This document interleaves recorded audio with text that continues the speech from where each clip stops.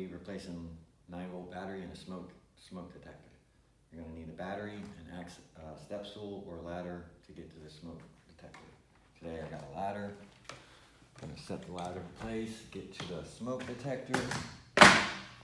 Simply screw it to the left. You got these 3 wires here. You're going to disconnect that. You're going to come down here and take the battery out. Make sure it's positive and negative. Remember how you pull it out. It says on here positive and negative if you don't remember. This being the positive, this being the negative. Then you're going to discharge the fire alarm. Hold this button down for 5 seconds. Then put your new battery in. Same way the old one came out, positive, negative.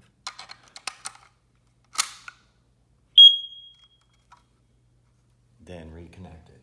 This only goes one way.